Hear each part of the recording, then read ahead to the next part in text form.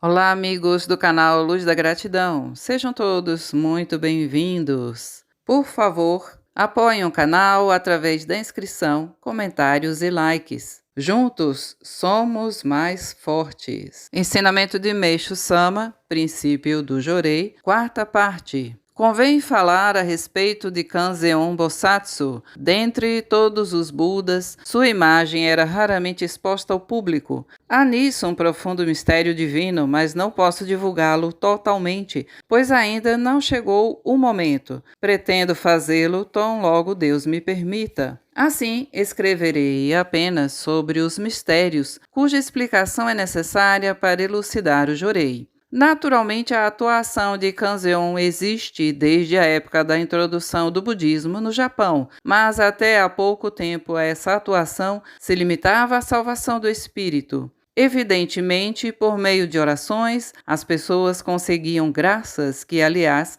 eram muito pouco significativas. A razão disso está no fato de que a luz era formada pela união dos elementos fogo e água, mas faltava o elemento terra. Como havia apenas dois elementos constituintes, a força era insuficiente para a concessão de graças. Contudo, chegou a hora de uma grande mudança no mundo espiritual. É o momento do fim do mundo, o juízo final citado na Bíblia. Tornou-se necessária, portanto, uma poderosa e absoluta força de salvação. Esta é a força da atuação conjunta dos três elementos: fogo, água e terra. A energia da Terra é o elemento básico da matéria e corresponde ao corpo humano. Ao passar pelo corpo, a luz é acrescida do elemento Terra e daí nasce a força da atuação conjunta dos três elementos, ou seja, o poder Kanon. Explicando de maneira mais clara, quando a luz emitida pela bola de Kanzeon Bosatsu passa pelo meu corpo, manifesta-se como o poder Kanon, o qual, ao ser canalizado pelo corpo dos fiéis, torna-se força purificadora. Exemplificarei o que acabo de dizer. Desde a antiguidade,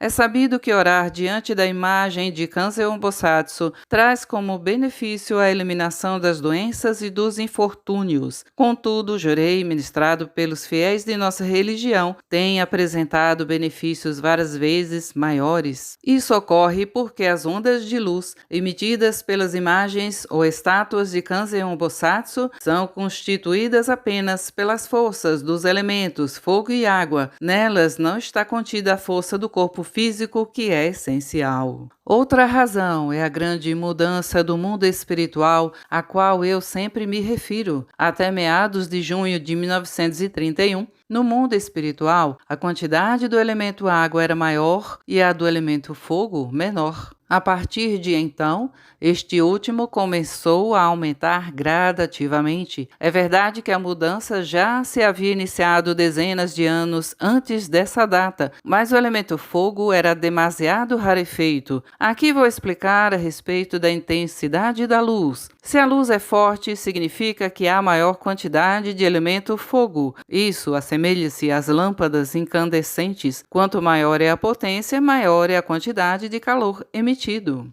Outro exemplo é que, como existe uma massa de elemento fogo em meu ventre, as pessoas dizem que minha temperatura é bem mais alta que a das pessoas em geral. Praticamente todas as noites recebo massagem nos ombros e quem o faz diz que emana muito calor de mim. No inverno, sempre acabo tirando um ou dois agasalhos. Se permaneço em um cômodo durante algum tempo, as pessoas acham que ele ficou aquecido e muitas vezes dou gargalhadas e digo que sirvo como substituto do aquecedor. Mesmo em dias de frio, costumo ficar 1 ou 2 horas só de pijama após o banho. Além disso, gosto especialmente de banhos mornos. É semelhante ao princípio do aumento de calor quando se joga água sobre o fogo e da maior intensidade do frio nos dias límpidos de inverno. Em 30 de maio de 1949, extraído do livro Alicerce do Paraíso, volume 1.